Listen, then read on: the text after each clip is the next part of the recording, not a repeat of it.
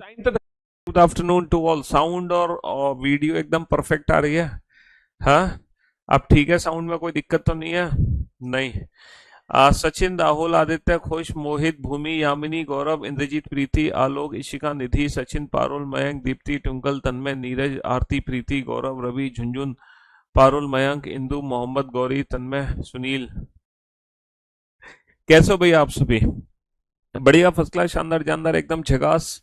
तो हम लोग पढ़ रहे थे भैया, हम लोग पढ़ रहे हैं सीटिंग अरेंजमेंट चैप्टर। क्या पढ़ रहे हैं हम लोग? सीटिंग अरेंजमेंट चैप्टर, बैठने की व्यवस्था। हम लोग पढ़ रहे हैं सीटिंग सीटिंग अरेंजमेंट, है ना। सीटिंग अरेंजमेंट मतलब बैठने की व्यवस्था। आज हम लोग लोगों को बैठाना सीखेंगे। क्या करना सीखेंगे? लोगों को बैठाना सीखेंगे। कहाँ बैठाना सीखेंगे? सर्कल और, है ना, रो में। हालांकि हमने पहली जो क्लास ली थी बिल्कुल जीरो लेवल वाली क्लास थी, एकदम बेसिक वाली क्लास थी। और उस बेसिक क्लास में मैंने आपको बताया था कि दो टाइप की अरेंजमेंट होंगी, क्लोज फॉर्म और ओपन फॉर्म। हम लोगों ने जो अरेंजमेंट सॉल्व करना सीखी है वो क्लोज फॉर्म अरेंजमेंट सॉल्व करना सीखी है। क्लोज फॉर्म अरेंजमेंट में क्या करते हैं, पहले जितने सारे लोग होते हैं सबको एक साथ बैठा देते हैं, और पहला व्यक्ति हम अपनी मर्जी से कहीं भी बैठा सकते हैं, और पहले व्यक्ति को बैठा के हम अरेंजमेंट शुरू कर देंगे। लेकिन अरेंजमेंट शुरू करने से पहले ये कुछ बेसिक सी टर्म्स थी। इन बेसिक टर्म्स का मीनिंग, है ना, हर बच्चे को पता होना चाहिए। अगर आप लोग इनमें से किसी भी मीनिंग में कंफ्यूज्ड हैं, अगर आपको किसी भी वर्ड का मतलब नहीं समझ आ रहा है, तो फिर आप सीटिंग अरेंजमेंट का कभी जिंदगी में कोई क्वेश्चन नहीं बना सकते। तो ये जो नौ मैंने पॉइंट्स लिखे थे, ये नौ के नौ पॉइंट्स, है ना, आप सभी को क्लियर होने चाहिए, एकदम क्रिस्टल डायमंड क्लियर होने चाहिए। अगर इन 9 पॉइंट में से किसी भी पॉइंट में अगर आपको 0.1% भी डाउट है, तो समझ लो सीटिंग अरेंजमेंट का क्वेश्चन आपसे कभी नहीं बनेगा। तो इसीलिए, है ना, इसीलिए पहले आप ये 9 पॉइंट्स को क्लियर जरूर करें।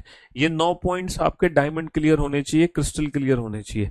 फिर उसके बाद हम लोगों ने ना, नौ नहीं, सॉरी, 11 पॉइंट्स, मैंने गलत बता दिया, नौ नहीं 11 पॉइंट्स, टोटल 11 पॉइंट्स हैं। ये 11 के 11 पॉइंट्स आपके क्रिस्टल डायमंड क्लियर होने चाहिए। अगर आपके 11 पॉइंट क्रिस्टल डायमंड क्लियर नहीं है ना, अगर क्रिस्टल क्लियर नहीं है 11 के 11 पॉइंट, तब आप सीटिंग अरेंजमेंट के हर क्वेश्चन में दिक्कत करोगे, है ना, हर क्वेश्चन में फंसोगे। तो क्लोज फॉर्म में हम क्या करते हैं, पहले व्यक्ति को कहीं भी बैठाओ, पहले व्यक्ति को कहीं भी बैठा के क्वेश्चन स्टार्ट कर दो। पहले व्यक्ति को, है ना, पहले व्यक्ति को कहीं भी बैठाकर क्वेश्चन शुरू कर दो, क्वेश्चन, ठीक है। और फिर बाकी के जितने व्यक्ति होंगे वो हमारी मर्जी से नहीं बैठ सकते। पहला व्यक्ति हमारी मर्जी से बैठेगा, बाकी के व्यक्ति हमारी मर्जी से नहीं बैठेंगे। मैंने आप लोगों को 3 क्वेश्चन कराए थे, 3 अरेंजमेंट मैंने आप लोगों को कराई थी। और वो जो अरेंजमेंट हमने बनाई थी, उस अरेंजमेंट से रिलेटेड हमारे एग्जाम में किस प्रकार के प्रश्न पूछे जाएंगे, वो भी हम लोगों ने सॉल्व किए थे। उस अरेंजमेंट से रिलेटेड किस टाइप के क्वेश्चन हमारे एग्जाम में बनते हैं, वो भी हम लोगों ने सॉल्व किए थे। सिर्फ हमने 3 ही अरेंजमेंट बनाई हैं, ज्यादा अरेंजमेंट नहीं बनाई हैं, क्योंकि सीटिंग अरेंजमेंट में नंबर ऑफ क्वेश्चन ज्यादा की रिक्वायरमेंट नहीं होती। सीटिंग अरेंजमेंट में मैं एक और चीज बता दूं, प्रैक्टिस का सबसे बेसिक तरीका क्या है सीटिंग अरेंजमेंट में? प्रैक्टिस का सबसे बेसिक तरीका है सीटिंग अरेंजमेंट में कि हम एक ही क्वेश्चन को 2 या 3 बार सॉल्व करते हैं। बेटा, बाकी के जितने भी टॉपिक्स हैं उनमें हम कैसे प्रैक्टिस करते थे कि हर क्वेश्चन, मतलब हमें अलग अलग क्वेश्चन चाहिए होते थे। जैसे अगर हम 10 क्वेश्चन बना रहे हैं तो 10 के 10 क्वेश्चन हमें अलग चाहिए। लेकिन सीटिंग अरेंजमेंट में हम क्या करते हैं, सीटिंग अरेंजमेंट में हम करते हैं कि एक ही क्वेश्चन को हमें 4 बार सॉल्व करना है, 5 बार सॉल्व करना है। तो यहाँ पे मल्टीपल क्वेश्चंस की रिक्वायरमेंट नहीं है, यहाँ पे एक ही क्वेश्चन को मल्टीपल टाइम सॉल्व करना है सीटिंग अरेंजमेंट में। हर क्वेश्चन को कम से कम 2 से 3 बार आपको सॉल्व करना।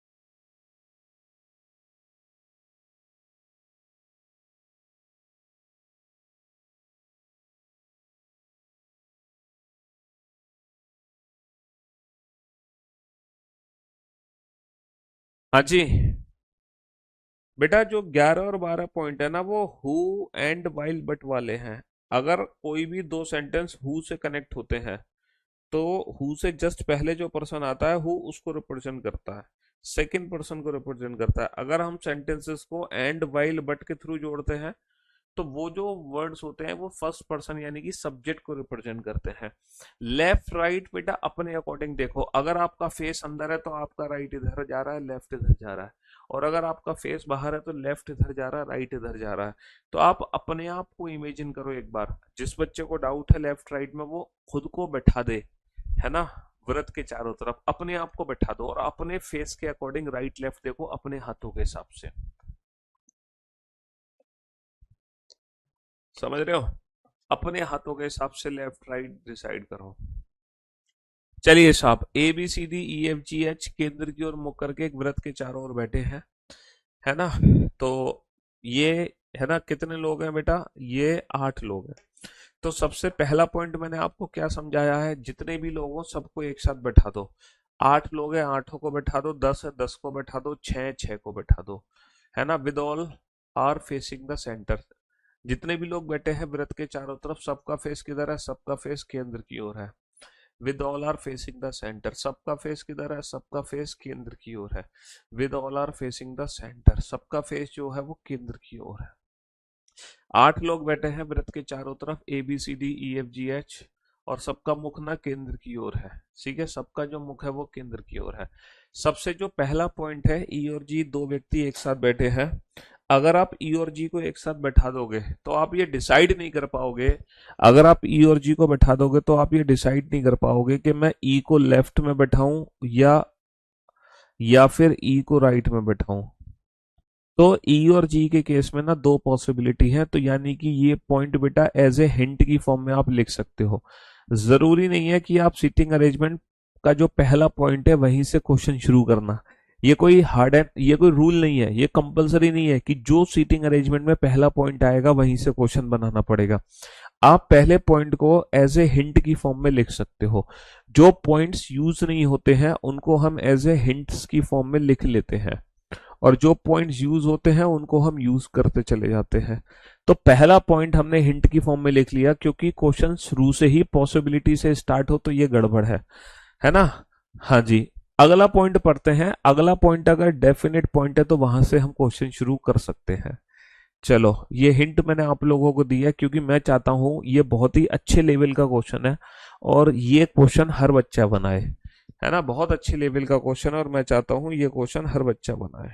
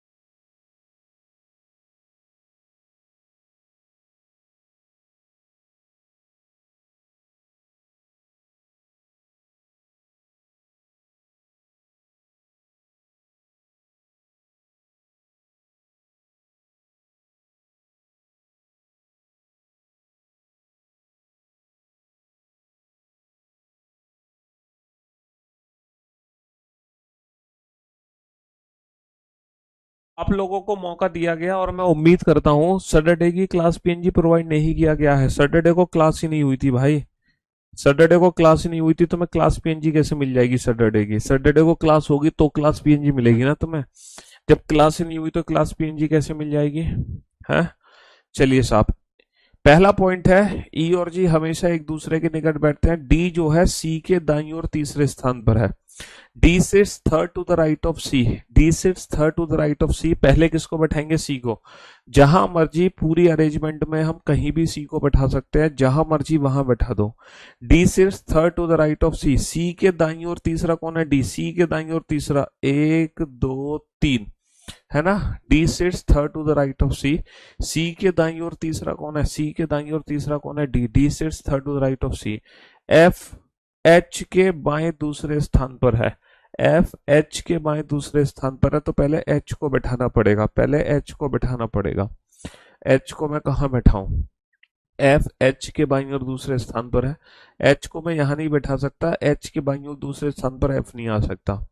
एच को मैं यहाँ बैठा सकता हूँ, एच के बाईं ओर दूसरा एफ आ जाएगा। एच को यहाँ बैठा सकते हैं, एच के सेकंड लेफ्ट पे एफ आ जाएगा।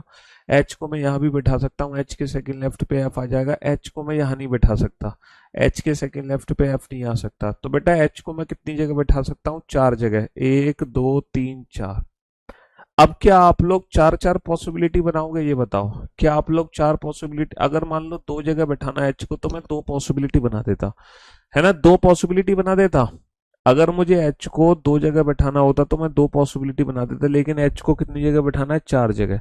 तो 4 पॉसिबिलिटी तो हम बना नहीं सकते, तो हम कोई ऐसा पॉइंट ढूंढेंगे जो एच से रिलेटेड हो, ताकि एच के बैठने की संभावनाओं को खत्म किया जा सके। एच कभी भी डी और सी का पड़ोसी नहीं है। एच बेटा ना तो कभी डी के साथ बैठेगा, एच जो है ना तो कभी डी के साथ बैठेगा, ना ही सी के साथ। तो ये जो पॉइंट है, ये जो पॉइंट है, इसने एच के बैठने की 4 पॉसिबिलिटी खत्म करके, एच के बैठने की 4 पॉसिबिलिटी खत्म करके सिर्फ एक बता दी। तो फाइनली अब हम एच को बैठा सकते हैं, क्योंकि जब तक एच के बैठने की कोई एक जगह फिक्स नहीं होगी तब तक हम एच को नहीं बैठाएंगे। अगर मान लो एच की 2 जगह आ रही है ना, तो हमें ना दोनों सर्किल में एच को दोनों जगह बैठाना पड़ेगा, है ना। तो अब फाइनली एच को मैं सिर्फ यहां बैठाऊंगा। एच के सेकंड लेफ्ट पे एफ है, तो इसका जो सेकंड लेफ्ट है, इसका जो बाईं ओर दूसरा है, इसके बाईं ओर दूसरे पे एफ बैठा दो। और इसका बाईं ओर दूसरा, इसके सेकंड लेफ्ट पे कौन आ जाएगा? इसके सेकंड लेफ्ट पे एफ आ जाएगा। इसके बाईं ओर दूसरा कौन आ जाएगा? एफ आ जाएगा। इसके बाईं ओर दूसरा एफ आ जाएगा। बहुत बढ़िया, बहुत बढ़िया, बहुत बढ़िया। अगला पॉइंट, सी कभी भी ए के अगले स्थान पर नहीं बैठता। बेटा ए को ना तो मैं यहां बैठा सकता हूं, ना ही मैं यहां बैठा सकता हूं। सी कभी भी एक ही 2 संभावनाएं हैं, एक ही 2 संभावनाएं हैं। लेकिन लेकिन हम बहुत अच्छे से जानते हैं ई और जी को एक साथ बैठाना है। हम बहुत अच्छे से जानते हैं ई और जी को हमें एक साथ बैठाना है, ई और जी एक साथ। तो बताओ ई और जी एक साथ कहां बैठेंगे? 6 नंबर। बताओ ई और जी दोनों एक साथ कहां बैठेंगे? ये बताओ ई और जी दोनों एक साथ कहां बैठेंगे? सर ई और जी एक साथ यहां नहीं बैठ सकते। 100% ई और जी एक साथ यहां बैठेंगे। 100%, कोई दुनिया की ताकत नहीं रोक सकती ई और जी को एक साथ बैठाने से। ई और जी डेफिनेटली एक साथ यहां बैठेंगे। और बेटा जो ए है वो यहां नहीं आ सकता। ए या तो यहां आएगा या यहां। अब क्योंकि ई और जी यहां बैठेंगे तो ए बेटा यहां भी नहीं आ सकता। तो हमें पता चल गया डेफिनेटली ए सिर्फ और सिर्फ यही आना है। डेफिनेटली ए सिर्फ और सिर्फ यही आना है। अब अगला पॉइंट है, डी कभी भी जी के अगले स्थान पर नहीं आएगा। डी कभी भी जी के अगले स्थान पर नहीं आएगा, तो मैं जी को यहां नहीं बैठा सकता। तो मुझे जी को यहां बैठाना पड़ेगा, तो फिर ई यहां आएगा। ई और जी को एक साथ बैठाना था ना, डी जी के साथ नहीं आएगा तो जी नीचे ई ऊपर। अब बचा कौन? बचा बी, और ये अरेंजमेंट हमारी कंप्लीट हो गई, है ना। ये अरेंजमेंट हमारी कंप्लीट हो गई। तो who is sitting on the immediate right of D?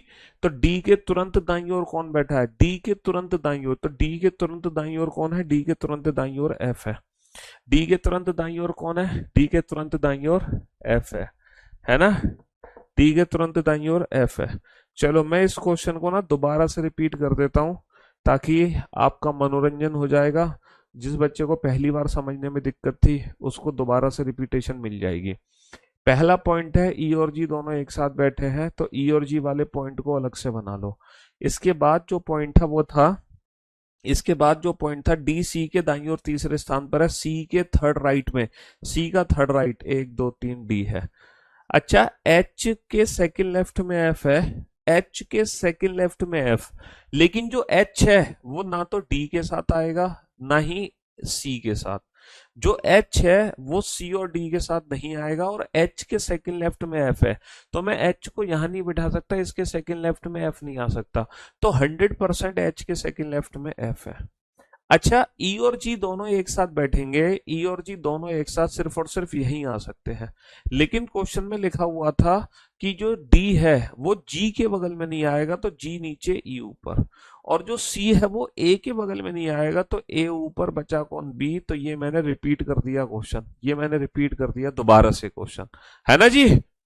हाँ, मजा आ गया। जी के संदर्भ में डी का स्थान बताओ, जी के संदर्भ में, जी के संदर्भ में डी का क्या स्थान है, डी का स्थान बताओ भैया। जी के सेकंड राइट पे है, एक दो, और कितना लेफ्ट पे है, एक दो तीन चार पांच छह, छह लेफ्ट पे है, sixth to the left and second to the right.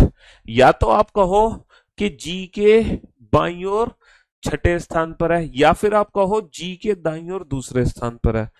समझ रहे हो? हाँ जी। हम्म। Six to the left and second to the right.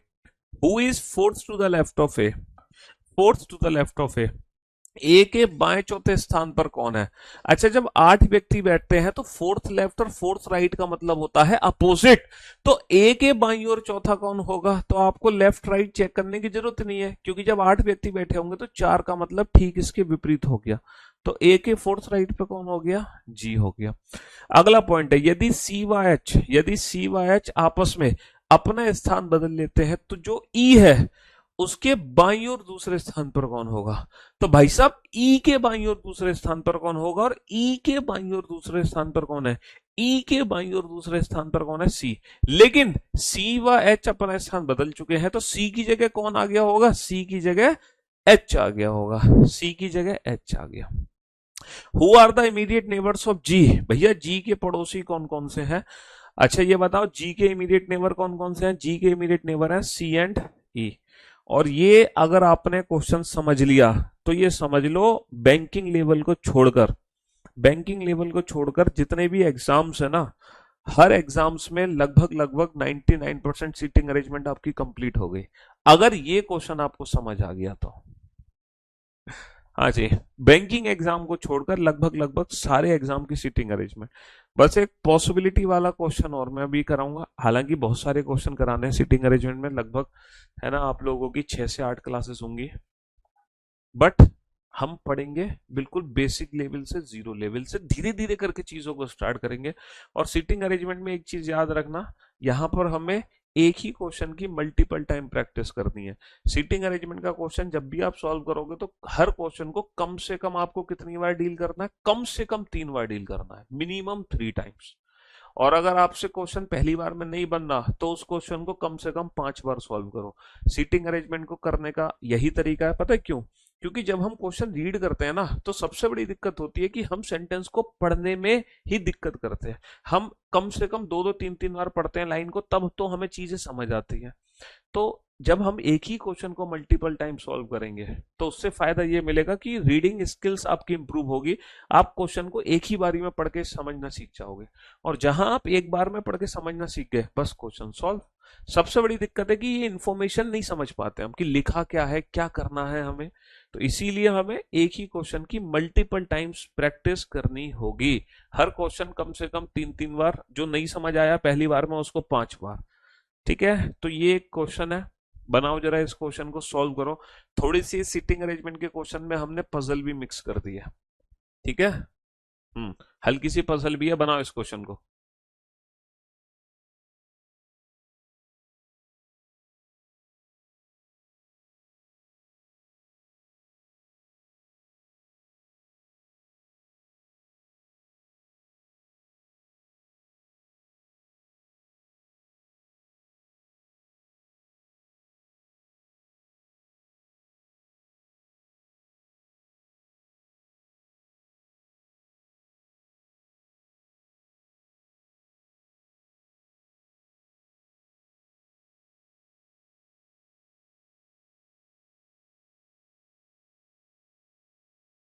इस क्वेश्चन को सॉल्व करो बेटा, मैं थोड़ा सा भी 5-7 मिनट में आता हूँ।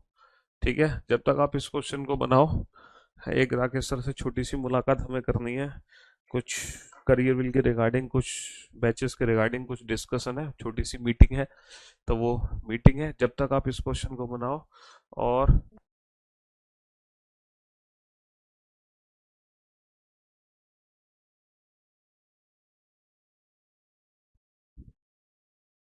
आकाश, और कोई है यहाँ पे लड़का?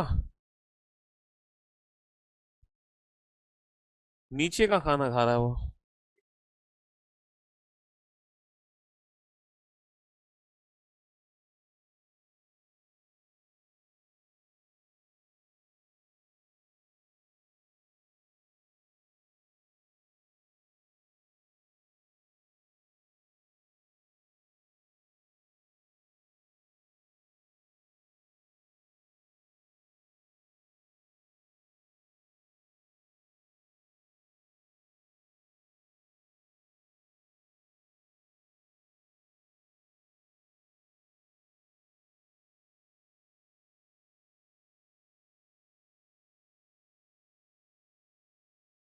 अभी कितने बज रहे हैं? 1:25 हो रहा है ना?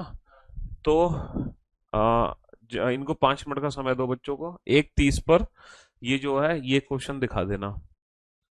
फिर इसके 2 मिनट बाद ये वाला क्वेश्चन लगा देना। हाँ।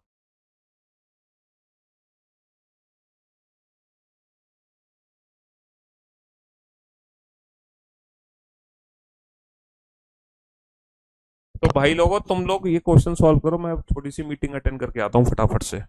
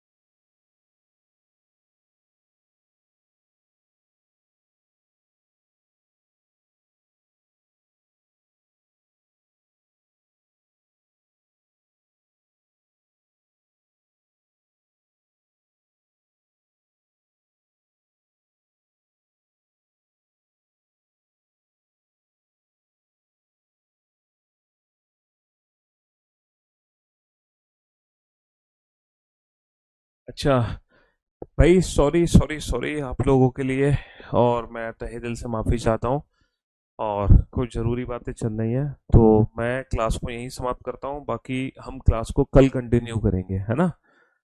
तो सॉरी फॉर दिस इनकन्वीनियंस। चलिए, शुक्रिया, थैंक यू सो मच।